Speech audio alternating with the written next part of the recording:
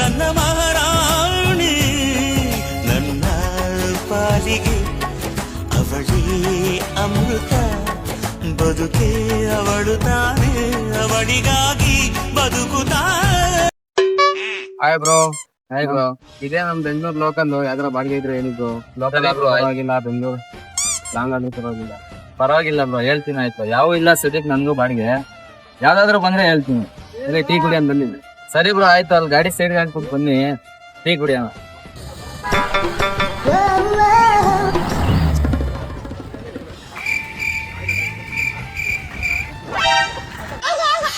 Tea ಕೊಡಿ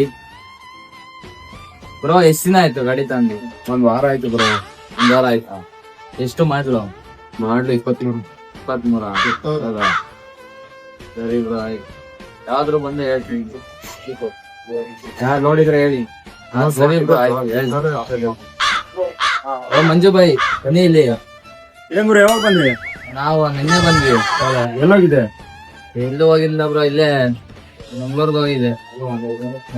ನಮ್ಗೆ ಯಾವ್ದು ತಿಂತಿದ್ರೆ ಹೇಳಿ ನಿಮ್ಮೂರಿಗೆ. ಆಯ್ತು ಹೇಳ್ತೀವಿ ಬಿಡಿ, ಯಾವನ್ನ ಬಂದ್ರೆ. ಟೀ ಕುಡೀರಿ ಅಂತೆ, ಒಂದ್ ಟೀ ಕುಡಿ. ಹಾ ಬ್ರೋ, ಇವ್ರ ಹೆಸರು ಸೈಲ್ ಅಂತ. ಇವ್ರೆ ಹೊಸದಾಗಿ ಗಾಡಿ ತಂದಿದ್ರು. 1 ವಾರ ಆಗಿದೆ ಗಾಡಿ ತಂದಿ. ಯಾವ್ದಾದ್ರು ಬಾಡಿಗೆ ಇದ್ರೆ ಹೇಳ್ರಿ ಇವ್ರಿಗೊಂದ್ ಸ್ವಲ್ಪ. ಸರಿ ಹೊರಡ್ತೀನಿ ನಾನು ಗಾಡಿ ಹತ್ರ. ಸರಿ ಬ್ರೋ ಆಯ್ತು, ಹೊರಡಿ.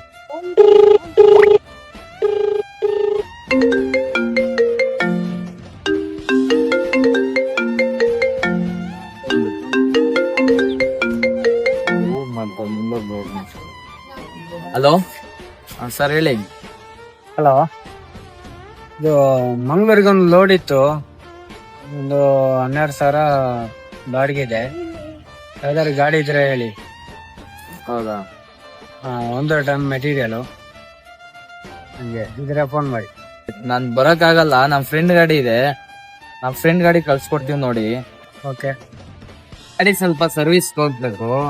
ಮಂಗ್ಳೂರ್ಗೆ ಒಂದ್ ಲೋಡ್ ಇದೆ, ಹೋಗ್ ಬರ್ತೀನಿ ನಾನು ಮಂಗ್ಳೂರ್ಗೆ. ಕೊಡಿ ಬೈ ನಂಬರ್, ಹೋಗೋಣ. ಅದು 1 ಟನ್ ಮೆಟೀರಿಯಲ್ ಬರುತ್ತೆ ಅಂತ ಹೇಳೋರೆ. ಒಂದು 12,000 ಬಾಡಿಗೆ ಮಾತಾಡಿದೀನಿ. ಸರಿ ನಂಬರ್ ಕೊಡಿ, ಮಾತಾಡೋಣ. ನಂಬರ್ ತಗೊಳ್ಳಿ. ಹೇಳಿ. 8951 8951 2911 65.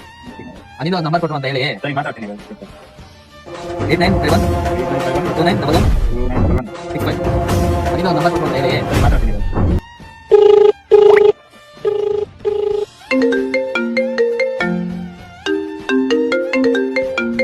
ಹಲೋ ಹಲೋ, ಯಾರು?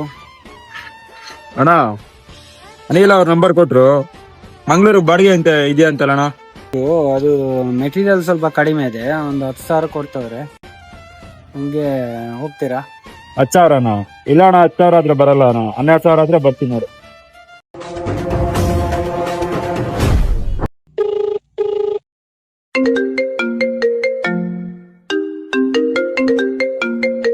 ಹಲೋ ಹಲೋ, ಯಾರು? ಹಲೋ ಅಣ್ಣ, ಅದು ಅನಿಲ್ ಅವ್ರಿಗೆ ನೀವು ಬಾಡಿಗೆ ಹೇಳಿದ್ರಂತಲ್ಲ, ಎಷ್ಟಣ್ಣ ಬಾಡಿಗೆ ಅದು?